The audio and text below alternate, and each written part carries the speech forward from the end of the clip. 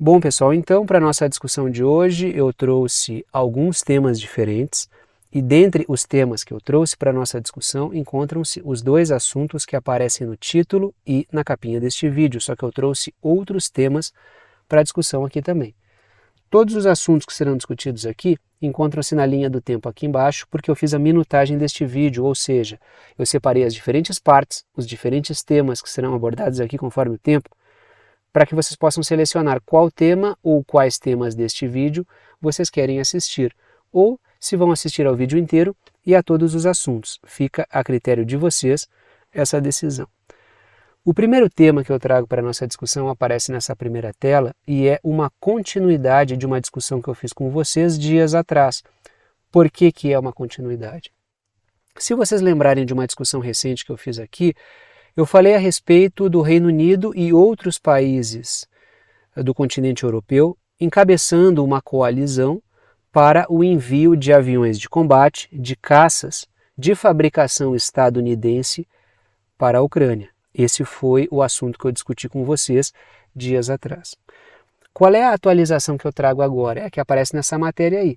É o fato dos Estados Unidos estarem dando o aval para que isso aconteça. É a liberação dos Estados Unidos e a concordância abraçando a ideia para que isso aconteça. E lógico, isso tem motivos óbvios, tem motivos evidentes. O primeiro deles é que dá um novo fôlego, muito mais simbólico do que prático, por motivos que eu já vou discutir com vocês aqui, dá um fôlego simbólico, um novo fôlego simbólico para o prolongamento do conflito na Ucrânia por parte dos membros da OTAN, mas é muito mais simbólico do que prático. O segundo motivo, ele é ainda mais evidente e acredito eu que seja o que vocês já maquinaram, já pensaram logo de saída, que é o fato de, se os países membros da OTAN, os países europeus, enviam os seus aviões de combate de fabricação estadunidense para a Ucrânia, eles terão que renovar a sua frota, renovar os seus estoques, comprando aviões de combate dos Estados Unidos. Não à toa, foi o que eu coloquei no título, na parte superior da tela, naquela caixinha preta para vocês.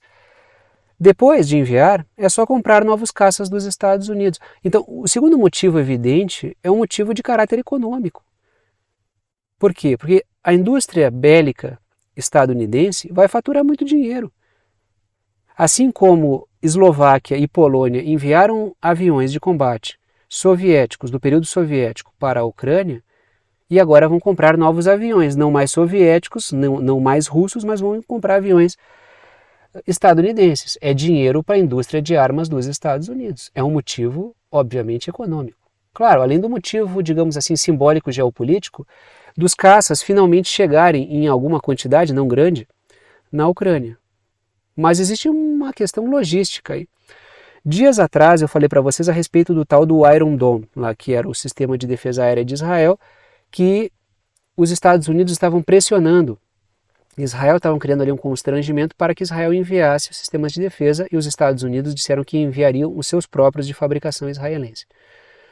Aí naquele momento o que eu falei para vocês? Eu falei que dado o tamanho do território ucraniano em comparação com o território de Israel, é evidente que o custo para conseguir criar uma eficácia de cobertura territorial para a Ucrânia seria astronômico. A questão dos caças, do envio desses caças aí, vai numa linha parecida, tá? Trago a seguinte matéria da BBC que dá lastro para a nossa discussão, essa é a primeira discussão que eu faço com vocês hoje. Caças F-16. O Biden, obviamente, permitirá que aliados forneçam aviões de guerra em grande impulso para a Ucrânia, em grande impulso para Kiev. Aí foto ilustrativa de caças aviões de combate. Trago dois pontos para a discussão. O primeiro deles é o seguinte: os Estados Unidos autorizaram os membros da OTAN europeus a enviarem caças dos seus estoques, por motivos óbvios que eu já discuti com vocês aqui. Segundo ponto, a coisa é tão manjada que ela chega a ser até ridícula quando a gente começa a discutir por que os Estados Unidos apoiariam isso. Esse suspense, né? Olha, a Europa quer enviar caças, aviões de combate para a Ucrânia. Será que os Estados Unidos vão permitir? Quem produz os aviões? Os Estados Unidos. Será que eles vão permitir? Pergunta para o macaco se ele quer banana, né? Segundo ponto, os Estados Unidos também fornecerão treinamento para pilotos ucranianos. É um treinamento bastante complexo e aí entra a questão da temporalidade. Tem a questão do custo e tem a questão principalmente do tempo. Quanto tempo leva para os caças estarem prontos para o combate e quanto tempo leva para a Ucrânia ter pilotos com capacidade de pilotar uma quantidade de caças que vão ser enviados pela OTAN. E não basta pilotar o caça, ele tem que ser um piloto habilidoso. Então, é aí que está o ponto, o cara não vai só fazer uma viagenzinha, entendeu? O cara vai entrar num combate com o caça, então é preciso que o cara tenha habilidade suficiente para pilotar um caça desse tipo. E não é assim do dia para a noite que tu faz o cara aprender a usar um caça desse tipo. São equipamentos sofisticados, entendeu? Então envolve, logicamente, um treinamento bastante minucioso.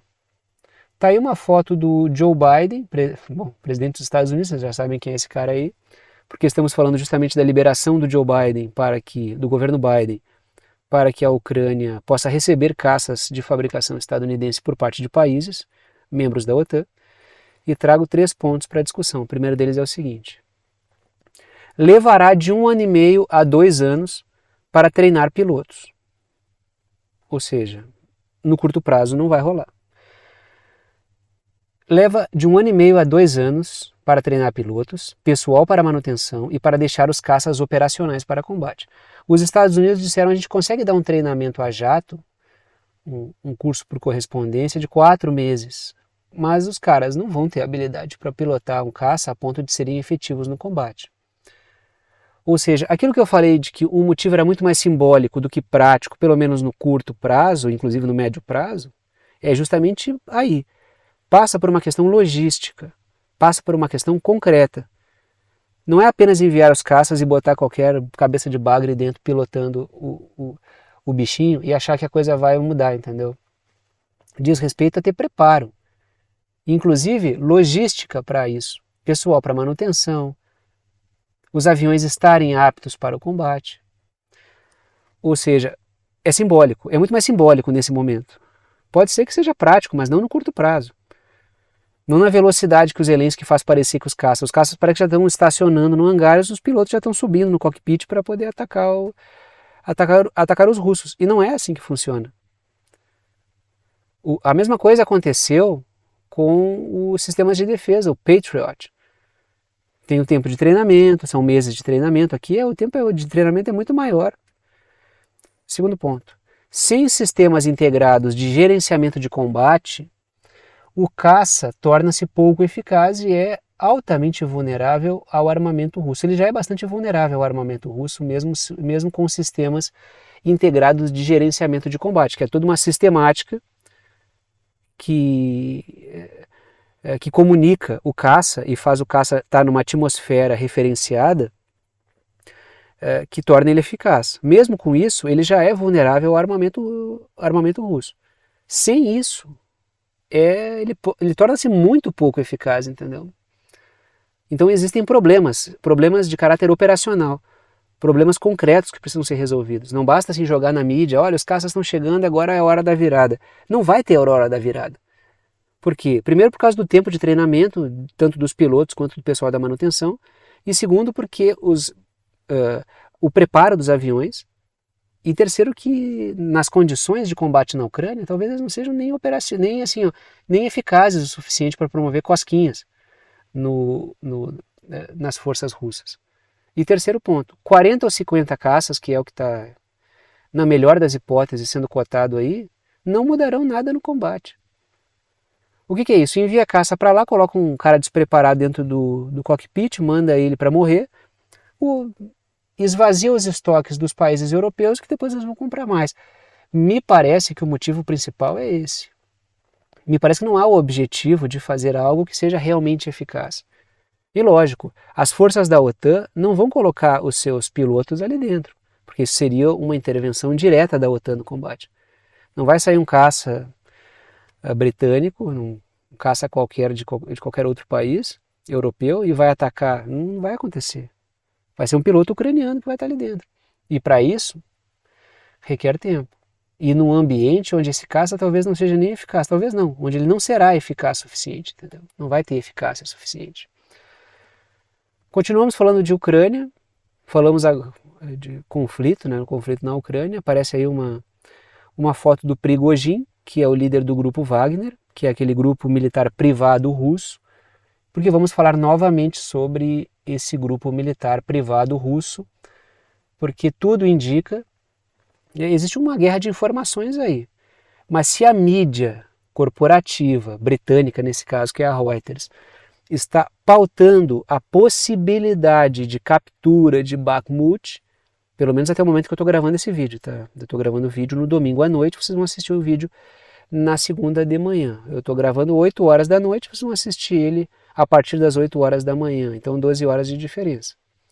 Até o momento em que eu estou gravando, segundo o que eu estudei para preparar esses assuntos aqui, o que eu pesquisei, existe um choque de informações, mas se a mídia corporativa está dizendo que muito provavelmente, a mídia corporativa britânica, Bakhmut está nas mãos dos russos completamente, foi capturada, se eles dão esse benefício da dúvida, é porque muito provavelmente isso já é verdade.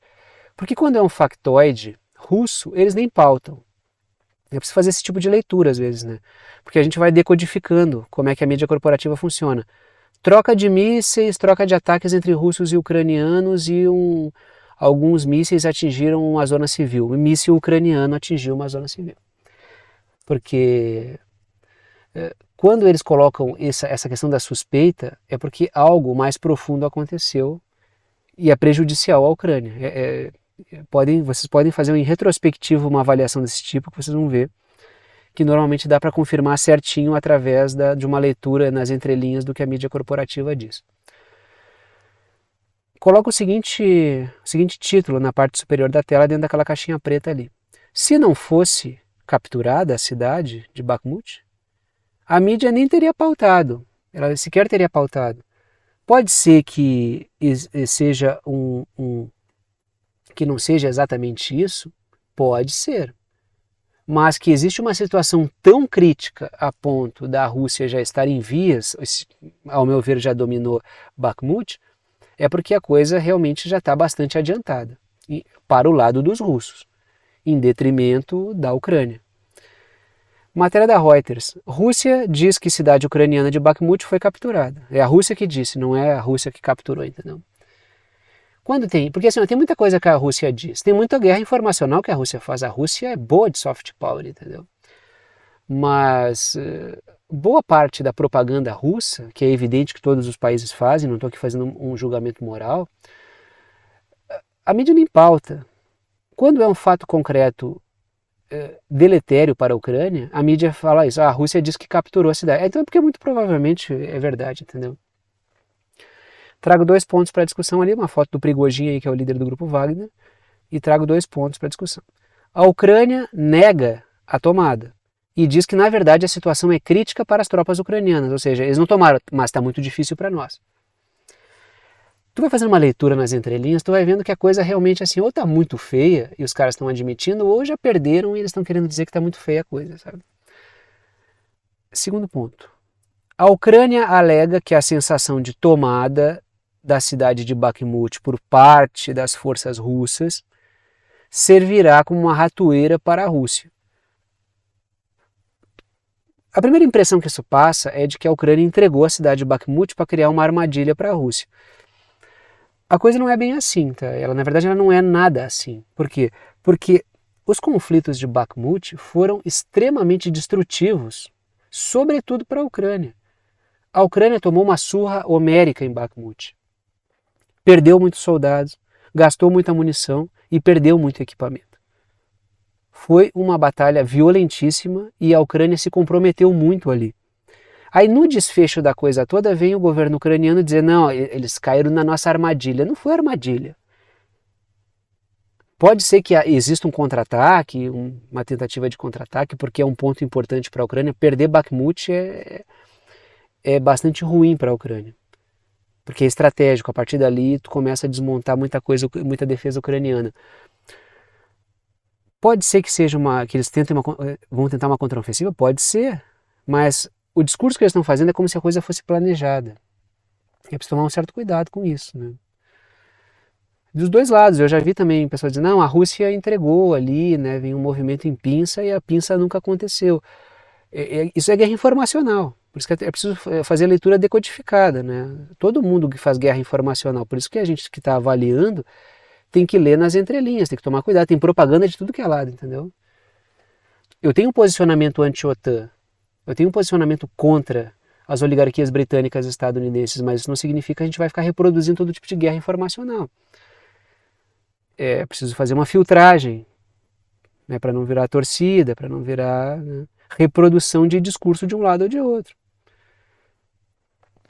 Está aí no mapa Bakhmut, né, colocado no mapinha, na verdade, né, esse é o mapa da Ucrânia antes do conflito, porque as regiões de Zaporizhia, Kherson, Lugansk e Donetsk, Donbass, e a Crimeia, que já está muito antes, né, integrada ao Estado russo, não aparecem nesses limites aí desse mapa, mas está ali Bakhmut no mapa. Trago 3 pontos para discussão. O primeiro deles é o seguinte: as perdas ucranianas em Bakhmut inviabilizaram uma contraofensiva eficaz para tomar territórios. O Zelensky passou meses dizendo que haveria uma contraofensiva brutal que iria retomar os territórios ucranianos que foram, tudo entre aspas, tá? Porque isso aí é o discurso da Ucrânia, que foram tomados à força pela Rússia, pipipipopopó. Só que o tempo foi passando, Bakhmut aconteceu e lesou muito as forças militares ucranianas. Aí a perda da possibilidade da contraofensiva foi se manifestando.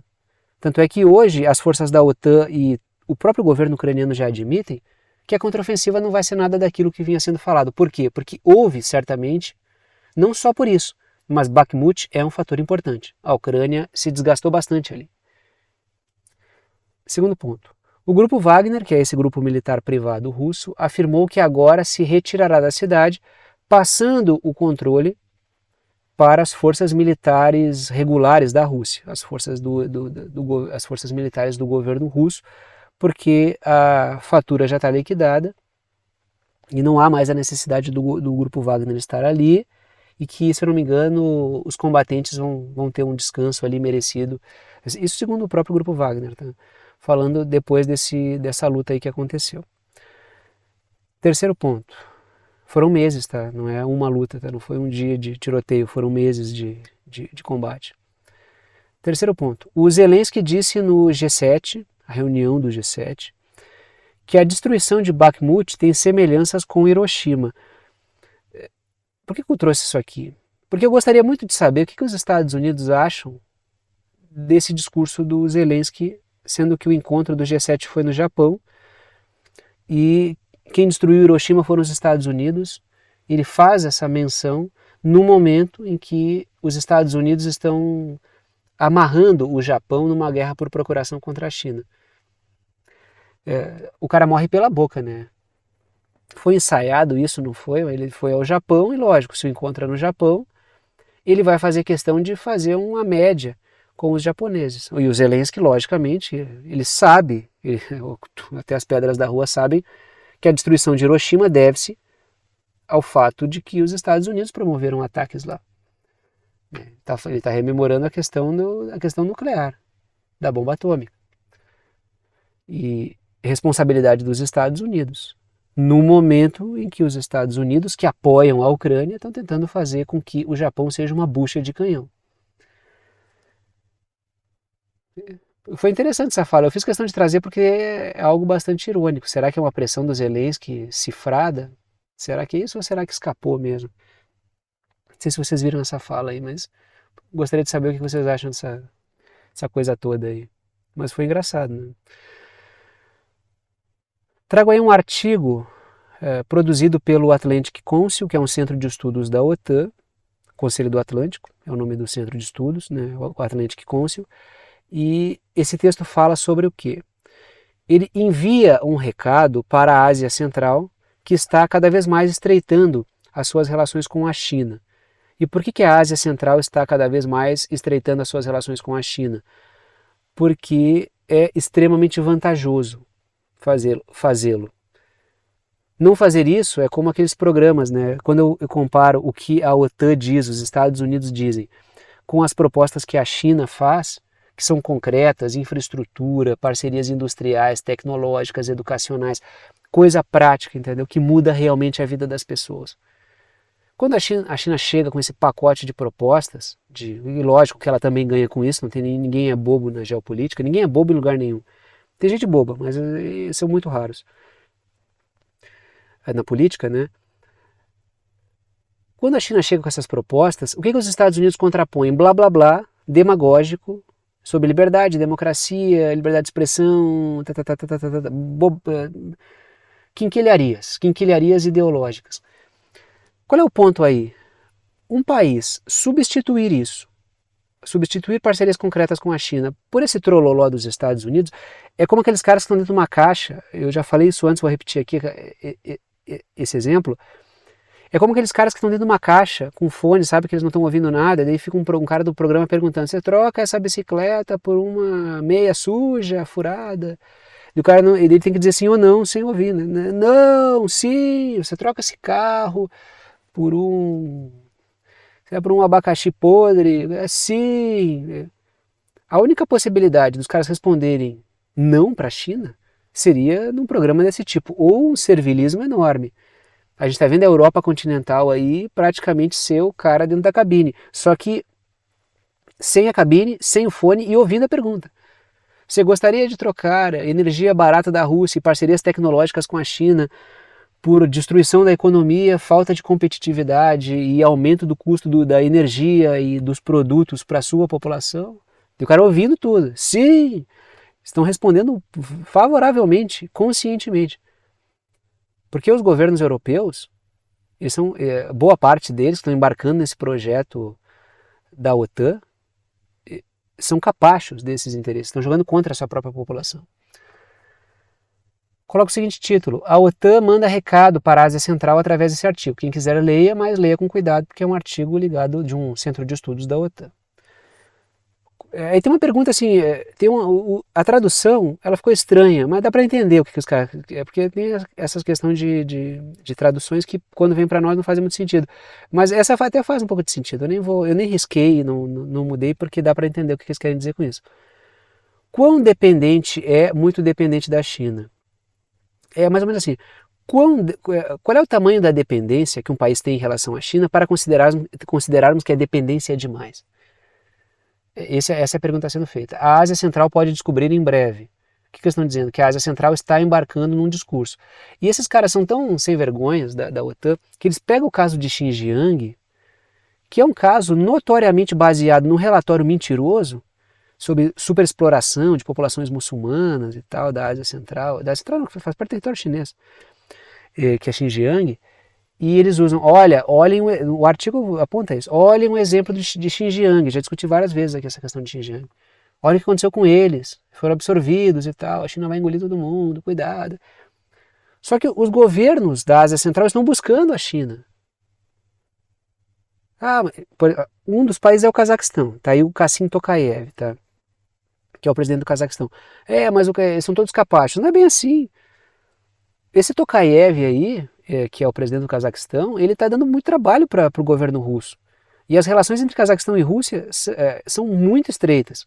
E mesmo assim esse cara está fazendo um jogo super ambíguo. Ou seja, para a OTAN, todo mundo que faz uma espécie de jogo buscando seus interesses pragmáticos está fazendo o jogo da China. Eles falam de imperialismo chinês, como a União Soviética já promoveu o seu imperialismo. Então todo mundo é imperialista menos o imperialismo, né? O imperialismo estadunidense e britânico. É um texto que faz uma inversão enorme da realidade. Mas é bom ler isso aí para ver como é que os caras vão enredando. Porque tem muita gente que não é nem assim, não se diz nem defensora do atlanticismo, defensora do imperialismo britânico estadunidense, das oligarquias financeiras britânicas estadunidenses, que usa a expressão imperialismo chinês, né? Imperialismo russo. Como se cria uma espécie de falsa simetria. Alguém até me fez uma boa pergunta sobre isso esses dias, né?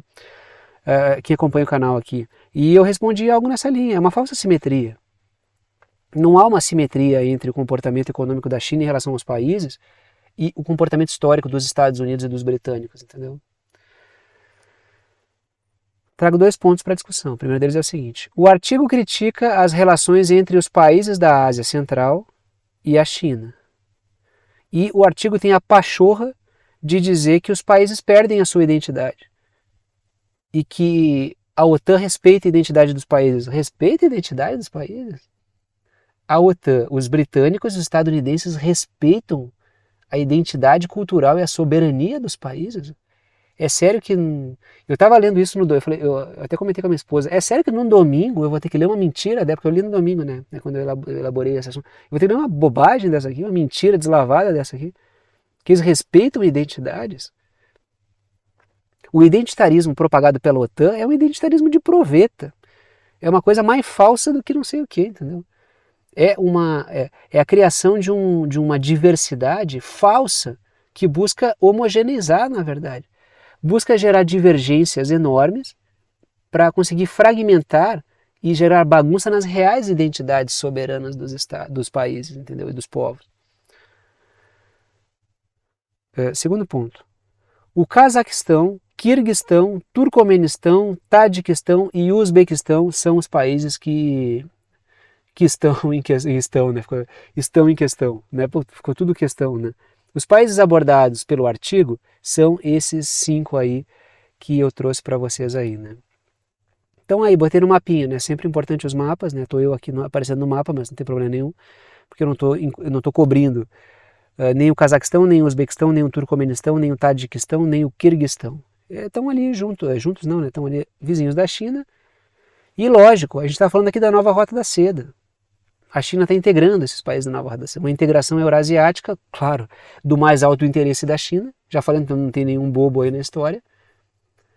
Mas os países estão buscando essa integração, porque é benéfico para eles, economicamente falando. Não só economicamente, tá? Tá aí uma foto do Xi Jinping, líder político chinês, porque estamos falando do assunto ainda China e Ásia Central, e trago 3 pontos para discussão. O primeiro deles é o seguinte: 5 líderes da Ásia Central visitaram a China para estreitar relações econômicas. Aí eu vi matéria da mídia corporativa assim, ó, o Xi Jinping, paralelamente ao G7, encontrou com líderes da Ásia Central. Não, é porque o umbigo do universo não é o G7, entendeu? Muita coisa estava acontecendo enquanto o pessoal estava se reunindo no G7. Muita coisa importante, muita coisa muito mais relevante estava acontecendo enquanto aquele encontro aquela farsa do G7 estava se encontrando lá, entendeu? Muita coisa importante acontece. Então o Xi Jinping não fez isso para provocar ninguém. Na verdade, os líderes encontraram e deu essa casualidade de ser ao mesmo tempo que o G7. Porque a OTAN, ela se coloca como um umbigo do universo, assim, né? Os britânicos e os estadunidenses já são um umbigo do universo. Mas não, foi um encontro que aconteceu muito mais importante, porque muita coisa aconteceu, né? Uma reunião de condomínio com síndicos discutindo coisas importantes, trocar lâmpada queimada, síndico e moradores trocarem lâmpadas queimadas no condomínio é muito mais importante que muita roda de conversa que acontece no G7, né?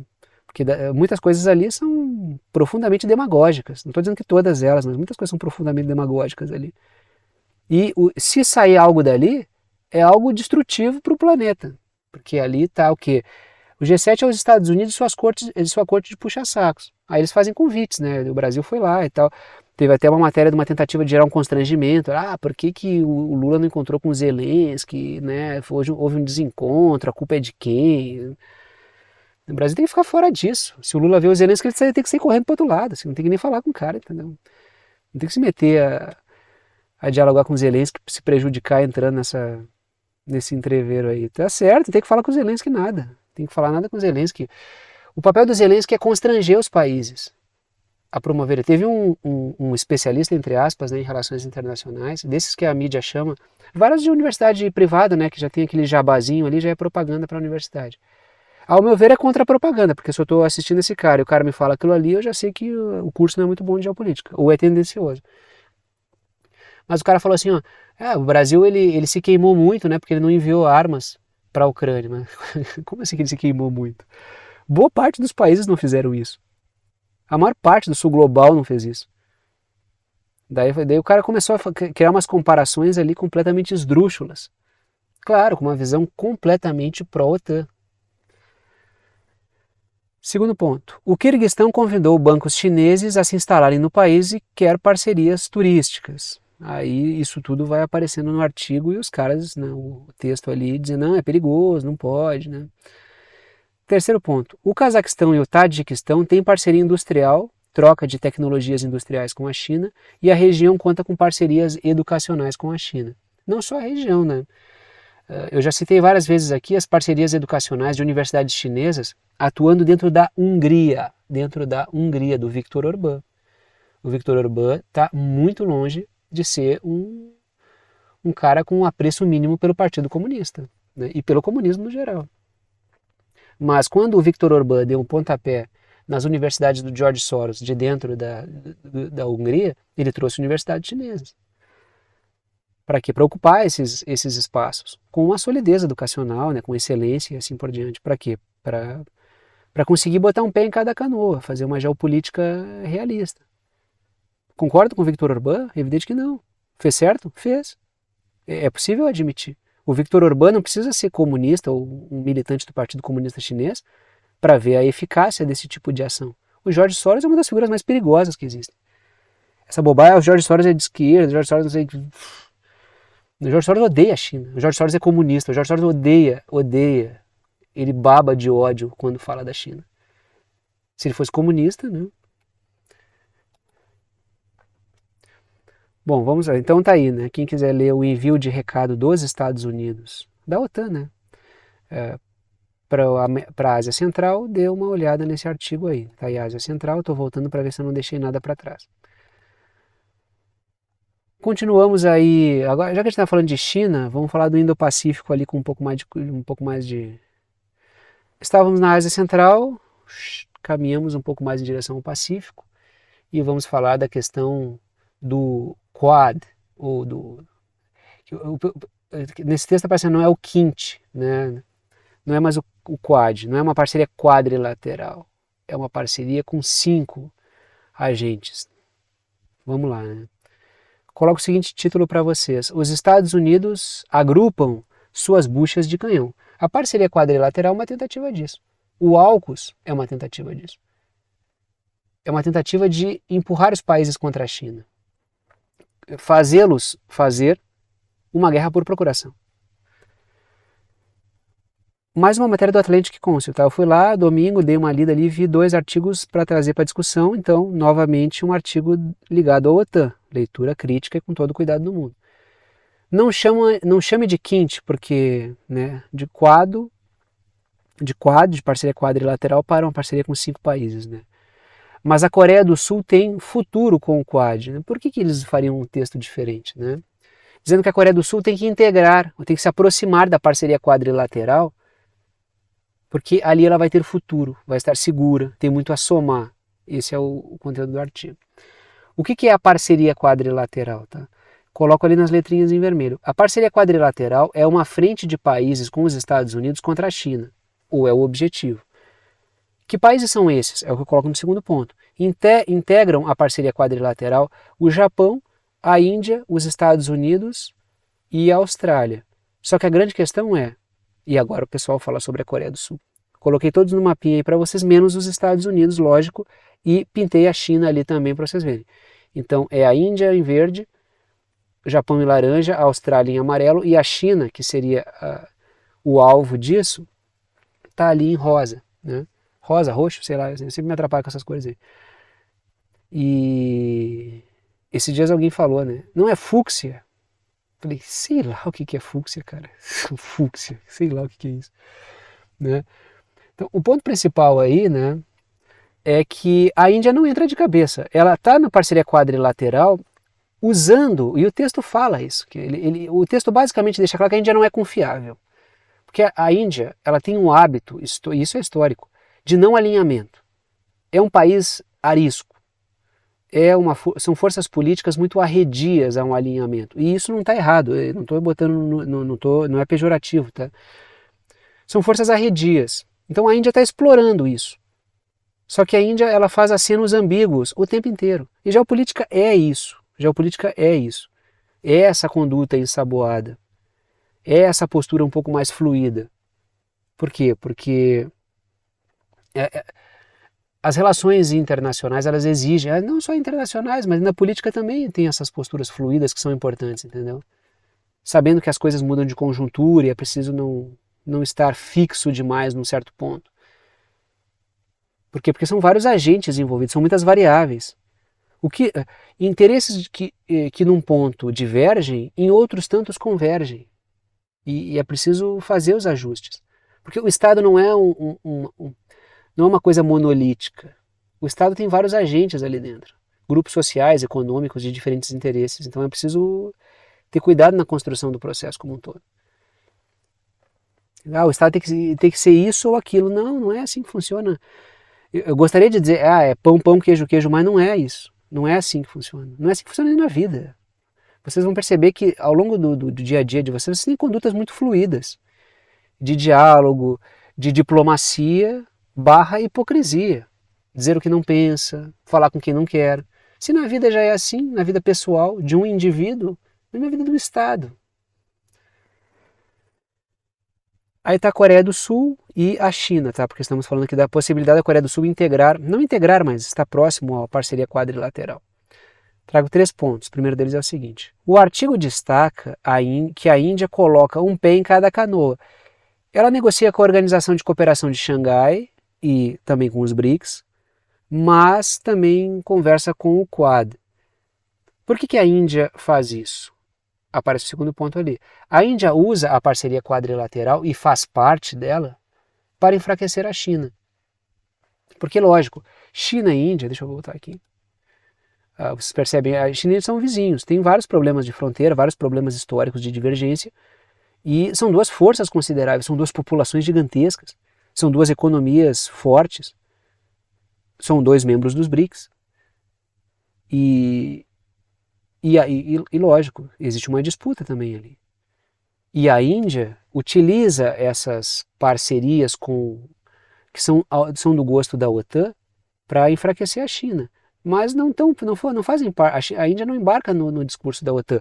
A Índia, como um país colonizado até século XX, quase meados do século XX, pelos britânicos, que são um dos cérebros da Organização do Tratado Atlântico Norte, porque falamos das oligarquias britânicas e estadunidenses, muitas vezes os mesmos grupos, a Índia conhece esse pessoal.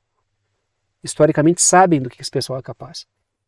A Índia está ali para, olha, eu estou aqui para enfraquecer momentaneamente a China, mas o meu negócio não é fazer parte unilateral disso. Porque se a China é dissolvida e esses caras preponderam, a Índia sabe do que esses caras são capazes. Dos assassinatos, morticínios, grandes episódios de genocídio mesmo, de mortes, de fome por gestão que os britânicos faziam do território indiano. Né? Terceiro ponto. A Coreia do Sul está desenvolvendo a sua indústria militar de maneira acelerada. Por isso, uma importância da Coreia do Sul integrar a parceria quadrilateral. Diga-se de passagem, a Coreia do Sul, e eu já discuti isso com vocês aqui no canal, pretende ter a 4ª maior indústria militar em exportação de armas no mundo nos próximos anos, acho que até 2028, se eu não me engano. Estamos na Ásia e continuamos lá, né? Vamos falar um pouquinho sobre o encontro do grupo dos países do Sudeste Asiático, que é a ASEAN, que teve uma cúpula. Cúpula do ASEAN confirma uma tendência. E o que eu passei de trabalho para encontrar porque eu vi essa notícia e assim, uma chamadinha muito curta sobre isso. Eu queria um material assim um pouco mais detalhado para saber o que rolou na reunião, né? Porque lógico, né? É uma coisa bem específica, uma reunião do grupo de países do Sudeste Asiático e, cara, pelo Google não rolou, entendeu? Eu botei ASEAN e coloquei o nome do lugar na Indonésia onde aconteceu, botei Indonésia e botei o nome do lugar específico no Google, apareceu, não há nenhum resultado. Aí eu tive que apelar para outros buscadores de conteúdo, para vocês terem ideia de como os caras sonegam informações. Porque eles não querem que as pessoas saibam o que foi discutido nessa cúpula. Quando o cara diz, na internet eu seleciono o conteúdo. Aqui que tu seleciona conteúdo, né? Para selecionar conteúdo, tem que garimpar muito e tem que ter bastante mecanismo de pesquisa. Se tu é refém de um mecanismo de pesquisa, tu não seleciona nada. tem que garimpar, tem que buscar, entendeu? Claro, eu leio muita coisa na mídia não corporativa, e aí depois eu pesquiso na mídia corporativa para ver se eu driblo os algoritmos para trazer para discussão aqui. Agora, esse aqui, mídia corporativa, eu não vi na mídia corporativa. E se ela publicou, o Google nem indexou para tu encontrar. Pelo menos para mim não deu. Né? Não sei como é que fica com vocês aí. Cúpula dos países do Sudeste Asiático confirma uma tendência. E que tendência é essa? Trago aqui uma matéria do Asia Times. Os países do Sudeste Asiático dobram o não alinhamento em meio às tensões China e Estados Unidos. Os países do Sudeste Asiático provaram que podem organizar diálogos entre lados opostos e não querem se alinhar especificamente a um lado, numa conduta parecida com o que a Índia está fazendo, que é não nos coloque na situação de termos que optar pelo nós ou eles. O encontro aconteceu na Indonésia, por isso que eu pintei a Indonésia aí para vocês, e trago 2 pontos para a discussão. O primeiro deles é o seguinte: os países querem explorar o atual contexto de atrito para ganhar dos dois lados. China e Estados Unidos atritam e eles vão negociando no meio disso tudo para tirar vantagem. Isso é o que eu tenho chamado aqui, né, usar aquela expressão da internet, o puro suco da multipolaridade. Por que multipolaridade? Porque do atrito dos grandes há espaço para os pequenos. O recuo da hegemonia da OTAN, britânicos e estadunidenses, permite que outros países avancem. China e Rússia, batendo de frente com a OTAN, abrem espaço para outros. Por isso que é importante. Ah, mas não é para torcer. Eu não estou falando de torcida. Eu estou falando de uma certa situação, uma certa configuração geopolítica que permite que todos possam botar na mesa os seus interesses. E o Brasil também. Porque eu falo como brasileiro, né? O meu lugar de fala, né? Eu só gosto de usar a expressão lugar de fala, né? Eu detesto esse tipo de discussão aí pós-moderna. Mas, né, como brasileiro que observa a geopolítica, lógico, né, que eu tenho um apreço pelo meu país, né, e pelo avanço do Brasil e com o Brasil nós todos, assim. Segundo ponto, México, Espanha e Arábia Saudita querem integrar o acordo de 50 nações com o bloco, ou seja, existe um acordo de 51 a 52 nações com os países do Sudeste Asiático, que traçam parcerias bilaterais, multilaterais, e México, Espanha e Arábia Saudita querem muito integrar para ter vantagens para negociar com esses países. Tiago, que países são esses? Está aí. Só deixa eu tirar a minha telinha, porque eu estou tapando os países aí. Eu vou ver se eu consigo fazer esse efeito especial. Opa, sumi. Acho que sumi para vocês, né? Tá aí os países do Sudeste Asiático, do grupo de países do Sudeste Asiático, e que tem Filipinas, Vietnã, Mianmar, que está passando por um processo de golpe militar, né? Que é recorrente em Mianmar. Laos, Tailândia, Camboja, Singapura, Indonésia, Malásia e Brunei. Por que eu pintei ali, né? Tá aí os países no mapa e dali as bandeirinhas, né? Por que eu grifei Mianmar e Filipinas? A situação de Mianmar é a situação de um golpe militar, tem toda uma situação ali indefinida, não se sabe exatamente para qual lado Mianmar vai andar. Mas tem as Filipinas. Por que as Filipinas eu coloquei ali? Porque as Filipinas, agora deixa eu voltar para cá. Opa, reapareci. As Filipinas têm a seguinte questão, tá?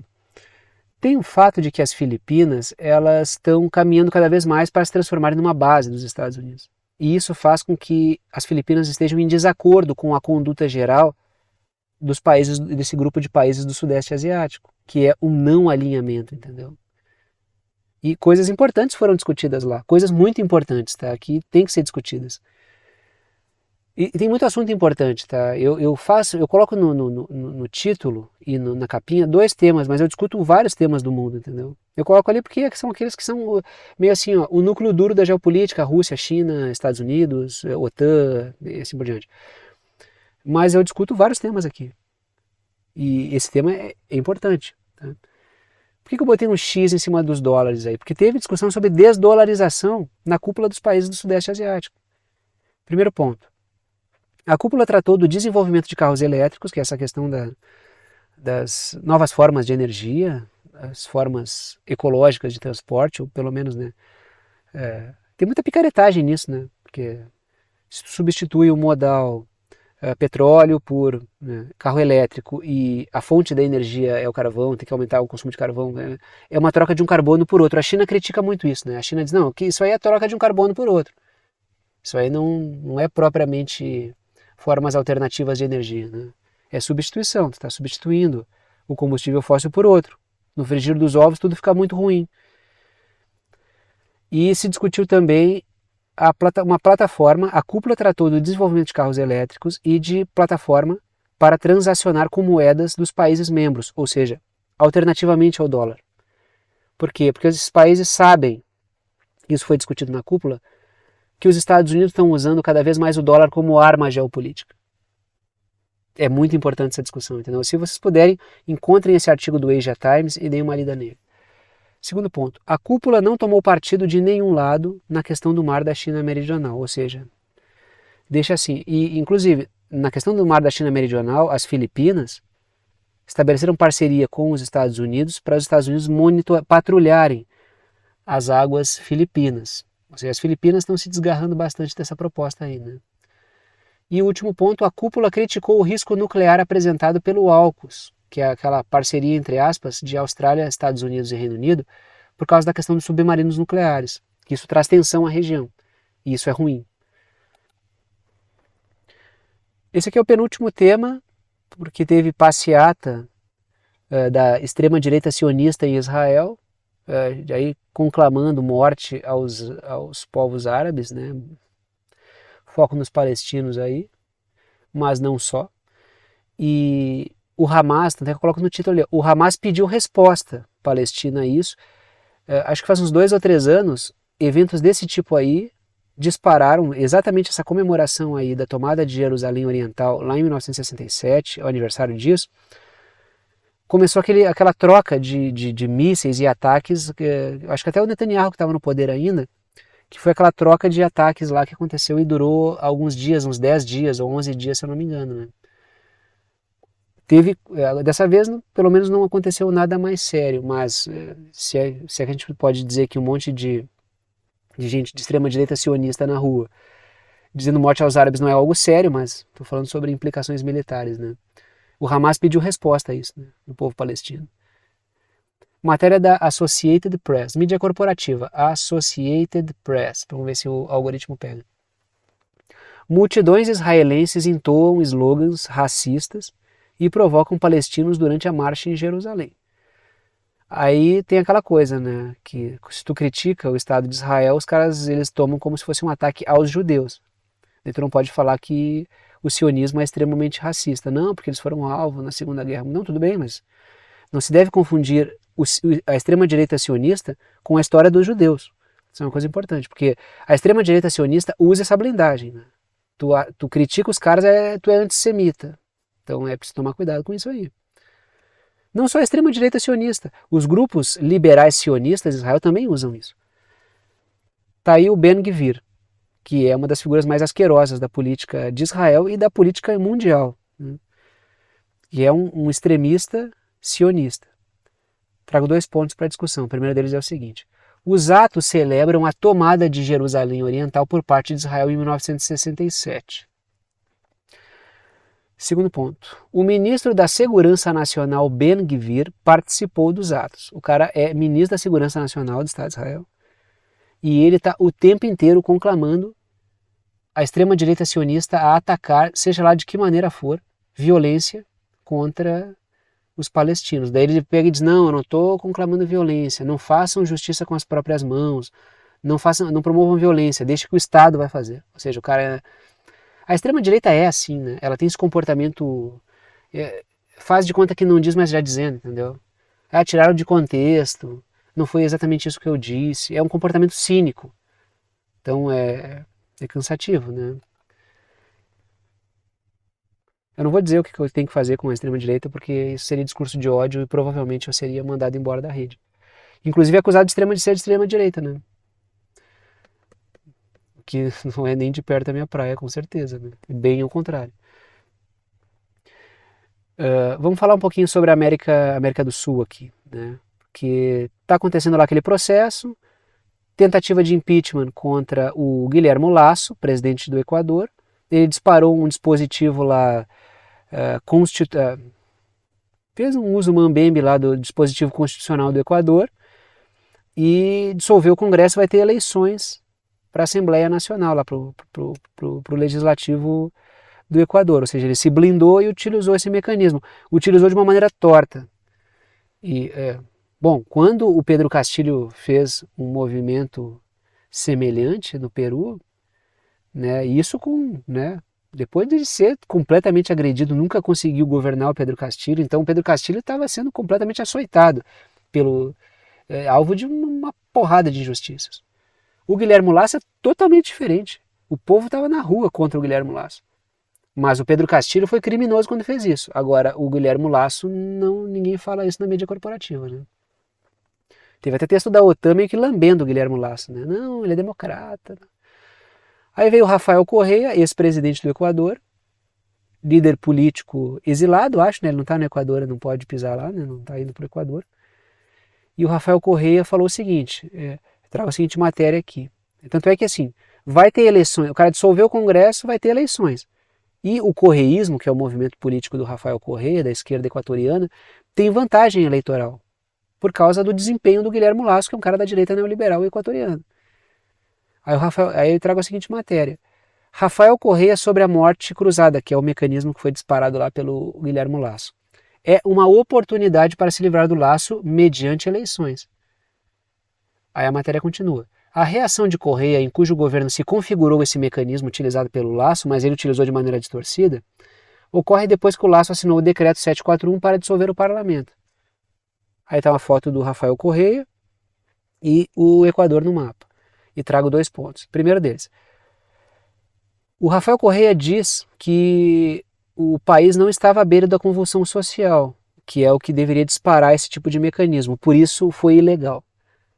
Mas ele diz, mas se o cara fez, então vamos aproveitar o ensejo e vamos dar uma lavada nas eleições. Aí vem o segundo ponto. O Correa disse que é momento de vencer as eleições e aproveitar o resultado positivo para lutar por uma nova Assembleia Constituinte para mudar a Constituição equatoriana. Então o Rafael Correa está colocando pontos importantes aí. Ele distorceu o processo para tentar ficar no poder. Mas vamos aproveitar que ele dissolveu o Congresso e vamos tentar ter uma vitória acachapante para o Legislativo. E aí a gente pode forçar uma mudança constitucional no país para mudar várias coisas que não estão funcionando bem. Então vamos acompanhar a situação do Equador, né?